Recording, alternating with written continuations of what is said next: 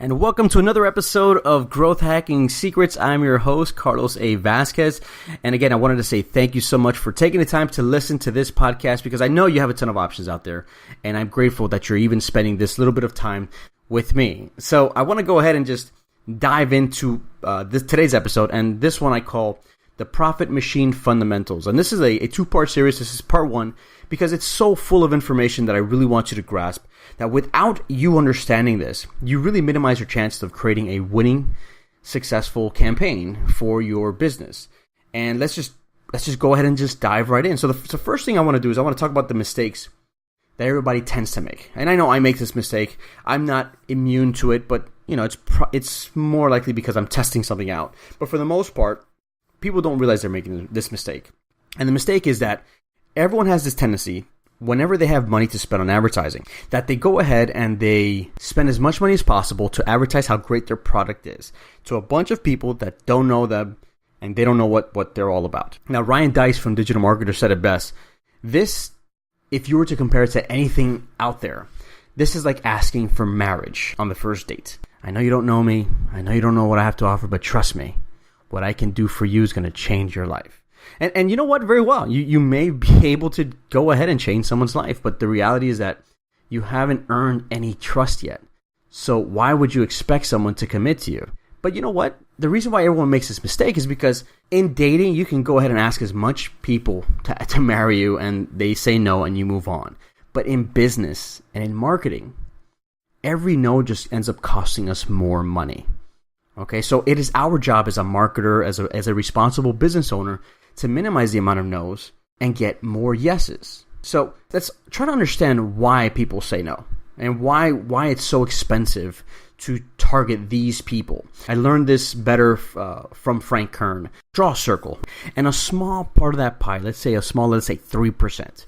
Let's say those 3% right there, this whole pie represents your entire market. This is everyone that can potentially buy from you. Now, that 3% I asked you to mark, that 3% represents everyone that's ready to buy right now. These are people that need to buy your services right now. Now, here's the problem with targeting these 3%. The problem is that everyone is targeting the same exact people. So it's a bloodbath. It's bloody. It's expensive. It's going to be tough. They have so many. It's basically a buyer's market at this point, right? Because everyone is trying to target the same exact people, which is why people spend so much money just for the basic click, because these are people that really want to buy right now. But what about the rest of the pie? What about the rest of the market?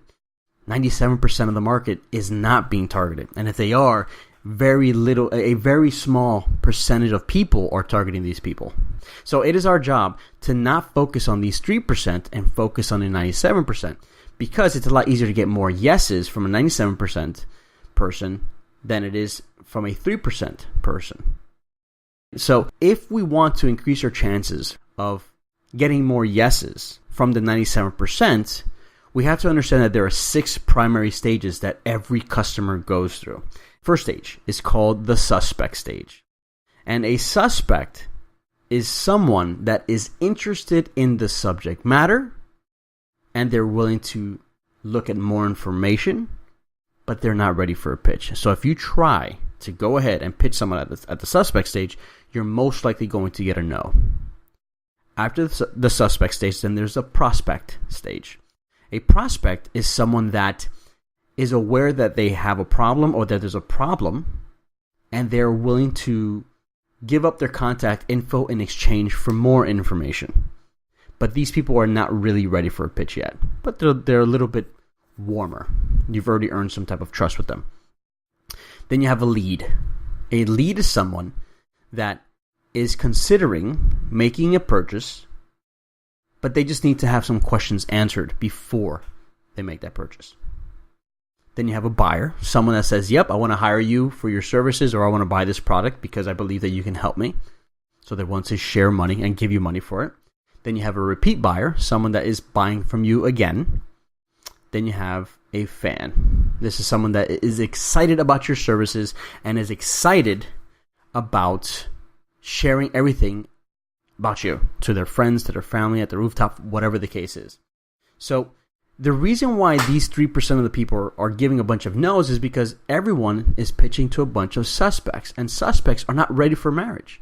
Leads are the ones that are closer to marriage. So how do we move a person from stage to stage in a way where they don't feel like they're being sold to and they're naturally progressing to the next step? Because if there's anything that I've learned about marketing and sales is that no one likes to be sold to, but everyone loves to discover great opportunities. And if it makes sense, they're going to go ahead and jump on the opportunity because they don't want to miss out. And I'm going to leave it right there for this episode, because the next episode I'm going to talk about how do we move a person from stage to stage naturally and not make them feel like they're being sold to. I'll see you on the next episode.